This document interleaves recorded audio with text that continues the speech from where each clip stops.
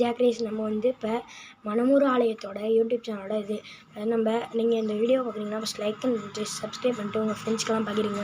நம்ம இப்போ என்ன பார்க்க போகிறோம்னா கடவுள் மற்றும் இடுமுடி மற்றும் விரதங்கள். நம்ம ஐயப்பனுக்கு மாலை போடுறதுன்னா அதுக்கு மொதல் நாள் நல்லா விரதத்தை இருக்கணும். விரதம் நல்லா வீட்டெல்லாம் க்ளீன் பண்ணி வச்சுக்கணும்.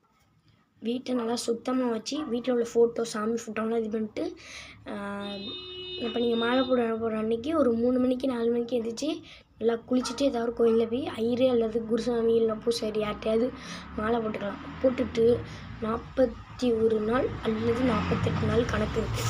அந்த 41 நாள் 48 நாள் நம்ம விரதத்தை இருக்கணும். விரதத்தை இருக்கிறதுக்கு நம்ம பாயில் விடக்கூடாது, தலைவனில் விடக்கூடாது, நோ மீட், நோ அன்டீசென்ட்டான இதெல்லாம் பண்ணக்கூடாது.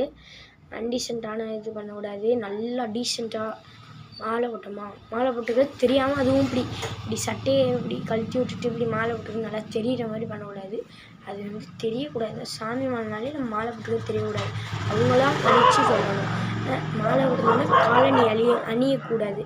அதுவே இப்படி சப்போஸ் நம்ம இப்போ ஸ்கூலில் இருக்கணும்னா சப்போஸ் நம்ம செருப்பு போட சொல்ல மாட்டாங்க, ஷூ போட சொல்லுவாங்க. ஷூ போடுறதெல்லாம் நீங்கள் ஒன்றும் கணக்கு கிடையாது.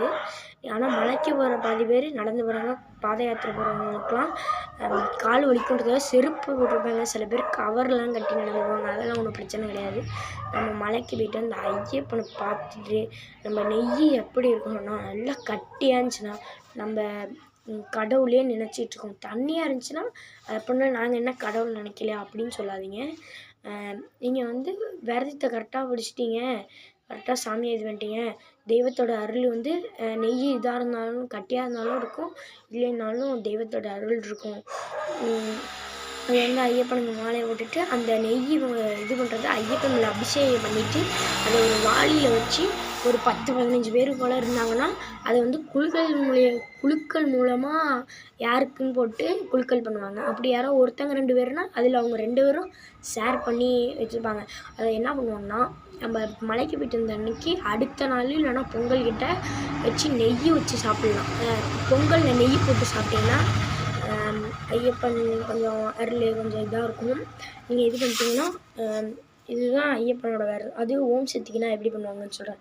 ஓம் சக்திக்கு மாலை போடுறாங்கன்னா ஓம் சக்திக்கு மாலை போடுறதுக்கு மொதல் நாள் இதே மாதிரி தான் ஐயப்பனுக்கு பண்ணுற மாதிரி எல்லாம் க்ளீன் பண்ணுவாங்க. என்ன ஒன்று இவங்க 3 நாள் இல்லைன்னா 4 நாள் தான் விரதம் இவங்களுக்கு. 3 நாள் 4 நாள் விரதம் இருந்தாலும் மாலை போடுற அன்றைக்கி இடுமுடியை கட்டி கோவிலில் வச்சுட்டு வந்துடுவாங்க. இவங்க போய்ட்டு ஓம் சக்தி கோயிலுக்கு போகிறதுக்கு முன்னாடி எந்தெந்த ஊர் சுற்றுவாங்க, சில பேர் சுற்றுவாங்க, ஓம் சக்தி கோயிலுக்கும் போவாங்க. ஓம் சக்தி கோயிலுக்கு போய்ட்டு ஸ்ட்ரெயிட்டாக வீட்டுக்கு தான் போகணுன்னு சொல்லுவாங்க. ஏன்னா தெய்வத்தோட ஓம் சக்தியோட அருள் வேறு எங்கேயும் போகக்கூடாது. நம்ம ஐயப்பனுக்குனா போகிறதுனா பழனி, திருச்செந்தூர் அங்கே இங்கேன்னு சுற்றுவோம். அதுவே நம்ம